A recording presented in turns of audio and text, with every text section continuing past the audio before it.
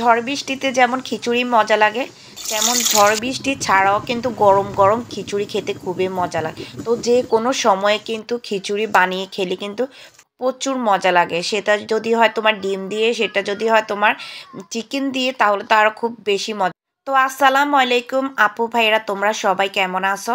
তো এই তো মুরগির 2 কেজি মুরগির কিন্তু বেস্ট একটা নিয়ে নিয়েছি। তো বেস্ট দিয়ে আজকে গরম গরম খিচুড়ি তৈরি করব, আর লোভনীয়, তোমরা সাথেই থাকো। তো এখানে বেস্টের একটা পিস নিয়ে নিয়েছি, দেখতে পাচ্ছ, সাথে মিষ্টি কোমর আর পেঁয়াজ কাঁচামরিচ অলরেডি, তেজপাতা দারচিনি সব দিয়ে দিয়েছি। তো এই তো বুকের মাংসটাকে আমি সুন্দরভাবে স্লাইস করে কেটে নিয়েছি। তারপরে রেখে ধুয়ে রাখা সব সবজির সাথে আর চালের সাথে দিয়ে দিয়েছি। তো এখানে সবজি কি কি দিয়ে বয়স দেওয়ার সময় যদি এরকম গাড়ি ফোঁত ফাঁত করে, তো কি আর ভালো লাগে বলো তো আপুরা? এই যা গাড়ি যা, আমি এগুলোর মশলাগুলো ভালো করে দিয়ে দিচ্ছি। আর এখন এই তো ভালো করে আমি পানি দিয়ে দিচ্ছি। তো এই পানির মধ্যে শুধু না, আবারও একটু দেব, এটাকে ভালো করে নাড়িয়ে চাড়িয়ে দিচ্ছি। তো এখানে হলুদ মরিচ রসুন আদা সব দিয়ে দিচ্ছি। দেখো সবজি কি কি দিয়েছি, এখানে মিষ্টি কুমড়ো দিয়েছি, আলু দিয়েছি, কাঁচামরিচ পেঁয়াজ দিয়েছি, মুসুরির ডাল দেইনি আপু। তো যাই হোক চিকেন দিয়ে দিয়েছি। তো এগুলো দিয়ে এখন আপু রান্না করবে। এদিকে তেল দিয়ে কিন্তু ঢাকনা দিয়ে রেখেছিলাম। তারপরে ভাবলাম না একসাথে পানি দিয়ে দিই। দেখো একসাথে আরও বেশি করে ঢাকনাটা উঠিয়ে পানি দিয়ে দিচ্ছি। এর কালারটা কত সুন্দর আসছে তাই না? খিচুড়িটাও কত লোভনীয় হবে।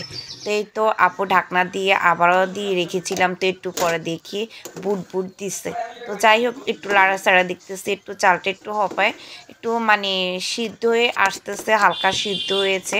দেখেন মানে বয়েসে কোনো সাউন্ড দিতে পারতেছি না। এ যা যা যা রে গাড়ি যা, করতেই থাকস তোরা। তো এখন এই পাশে আপু ঢাকনাটা একটু তুলে নিচ্ছি, আবারও ফিরে আসলাম। আসলে কতক্ষণেও হবে গরম গরম খিচুড়ি। তো একটু পর পর দেখছিলাম, আসলে এখনও কিন্তু ভালো করে সিদ্ধ হয়ে আসে নাই। তো একটু পরে কিন্তু এটা হয়ে যাবে। তো এটা কিন্তু দেখো একদম পুরোপুরি কিন্তু অলরেডি পানিও শুকিয়ে এসেছে আর সিদ্ধ হয়ে গেছে। দেখো একদম মাখা মাখা আঠালোভাবে হয়ে গেছে। তো এটাকে এখন আমি ভালো করে, তো ডাল ঘুটনি দিয়ে আপু ঘুটে নেব, ডাল ঘুটনিটা নিয়ে নিচ্ছি। এই তো ভালো করে ডাল ঘুটনিটা দিয়ে ঘুটে নিচ্ছি, তাহলে কিন্তু এটা একদম আরও মিশে যাবে, খেতেও ভালো লাগবে। খিচুড়ির মধ্যে অবশ্যই 2 রকমের চাল দিবে, ভাতের চাল আর একটা হচ্ছে পোলাওর বাসমতি যেটা চাল, সেটা অবশ্যই দিবে। এই দেখো ফ্লেভারটা অনেক সুন্দর আসতেছে আপু যখন ডাল ঘুটনি দিয়ে এটাকে ঘুরতেছিলাম।